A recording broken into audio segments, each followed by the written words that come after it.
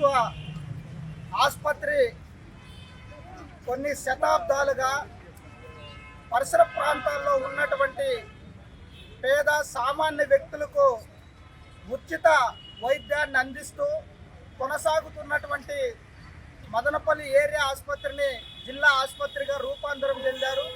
తర్వాత మెడికల్ కళాశాల శాంక్షన్ అయిన తర్వాత జీజీఎస్ అంటే ప్రభుత్వ సర్వజన బోధన ఆసుపత్రిగా రూపాంతరం చెంది 374 పడకల ఆసుపత్రిగా చేశామని గత ప్రభుత్వం గొప్పలు చెప్పుకొని మెడికల్ కాలేజీ అరాకొర వర్క్ జరుగుతుంటే కూటమి ప్రభుత్వం వచ్చిన తర్వాత ఉన్నట్టుండి ప్రభుత్వ ఆసుపత్రిని మెడికల్ కళాశాలను ప్రైవేటు వ్యక్తులకు అప్పచెప్తాం, మరి డబ్బు ఉంటే వైద్యాన్ని చేసుకోండి లేదంటే సావండి అనే విధంగా ఈరోజు ప్రభుత్వ ఆసుపత్రిని నారాయణ అనేటువంటి వ్యక్తికి నారాయణ ఆసుపత్రికి అప్పచెప్పడానికి కంకణం కట్టుకున్నటువంటి ఈ కూటమి ప్రభుత్వం ఏం సమాధానం చెప్తాదో మదనపల్లి ప్రజలకు చెప్పాల్సినటువంటి అవసరం ఉంది.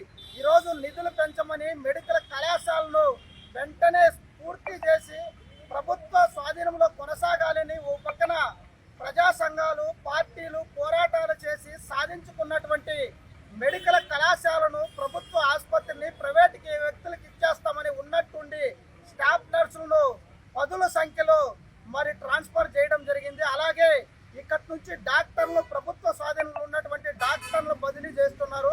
అంటే ప్రైవేటు వ్యక్తుల చేతుల్లో నడుస్తుంది, మాకు ఏమి సంబంధం లేదనేటువంటి విధంగా కూటమి ప్రభుత్వం వ్యవహరిస్తుంది. ఇది మంచి పద్ధతి కాదు. రాబో కాలంలో గత ప్రభుత్వానికి పట్టిన గట్టి మీకు కూడా పడుతుంది.